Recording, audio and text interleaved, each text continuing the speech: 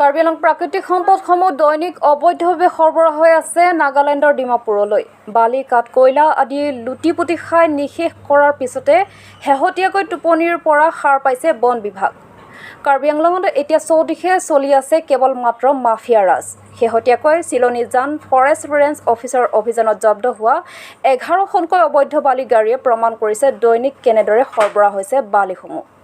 বন বিভাগৰ নীতি নিৰ্দেশনা অনুসৰি বিভাগৰ যিকোনো প্ৰাকৃতিক সম্পদ সৰবৰাহ কৰিলে দিনৰ পোহৰতেই কৰিব লাগে।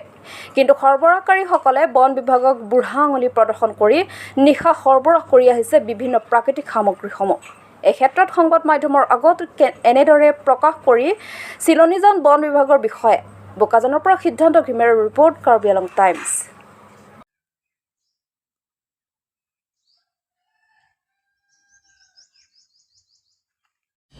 এঘাৰখন গাড়ী বা বালি কঢ়িয়া গাড়ী আছিলে ধনশ্ৰী নদী, তাৰপিছত কিছুমান আছিলে দেওপানী নদীৰ পৰা। আৰু সেই গাড়ীখন মই 4 ৰাতি ধৰি ইহঁতক পিছা কৰিছিলোঁ।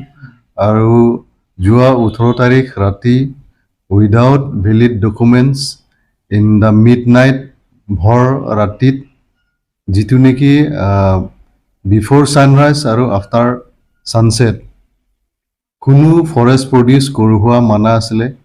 তথাপি ভৰ ৰাতিত মিড নাইট তেওঁলোকে উইদাউট ভেলিড ডকুমেণ্টছ বালি ডিমাপুৰলৈ চালান দিব বিচাৰিছিলে। সেই মুহূৰ্তত মোৰ তত্বাৱধানত 11খন গাড়ী ধৰা হৈছিলে। আৰু গম পোৱা গৈছে তাত 5খন গাড়ী টিপি এক্সটেণ্ড কৰা আছিলে।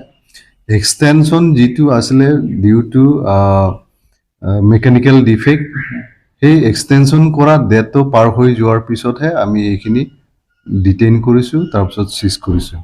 হয় ছাৰ, আৰু দেখিবলৈ পোৱা গৈছে যে কাৰ্বি আংলঙৰ পৰা ডিমাপুৰ অভিমুখে প্ৰায় দিন ৰাতি বালি গাড়ীবোৰ যোৱা দেখিবলৈ পোৱা গৈছে। তাৰ পৰিপ্ৰেক্ষিতত কি জনাব? এতিয়া আমি বাৰম্বাৰ ইয়াত গাড়ী ধৰোঁ, কিন্তু যিহেতু ৰাতি 12টাৰ বজাৰ পিছতে বালি গাড়ীবোৰ প্ৰায় দিন যোৱা দেখা পোৱা গৈছে।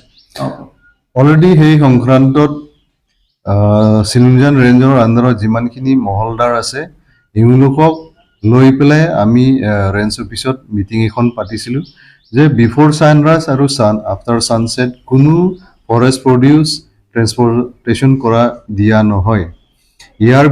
ইয়াৰ পিছতো এওঁলোকে কেইটামান গাড়ী ড্ৰাইভাৰে হওক বা কোনোবা দুষ্ট চক্ৰৰ লগ লাগি পেলাই তেখেতসকলে ইন দ্য মিড নাইট তেনেকৈ ট্ৰেন্সপৰ্টেশ্যন কৰিব ধৰিছিলে। আৰু এটা কথা, ফৰেষ্টৰ লগত দেখিবলৈ পোৱা হৈছিলে গাড়ীসমূহৰ একো ডকুমেণ্টছৰ লগত যিহেতু নাম্বাৰ প্লেট বিহীনভাৱে গাড়ীবোৰ চলি থাকে, তাৰ পৰিপ্ৰেক্ষিতত ফৰেষ্ট বিভাগৰ উপৰিও দ্বিতীয় বিভাগে কি ধৰণৰ ভূমিকা গ্ৰহণ কৰে বা আপোনালোকে অৱগত কৰাই নেকি তেওঁলোকক? আমি নাম্বাৰ প্লেটবিহীন বা তেনেকুৱা গাড়ী ৰেজিষ্ট্ৰেশ্যন সংক্ৰান্তত আমি ফৰেষ্ট ডিপাৰ্টমেণ্টে সেইখিনি ইমান এটা চোৱা চিতা নকৰোঁ।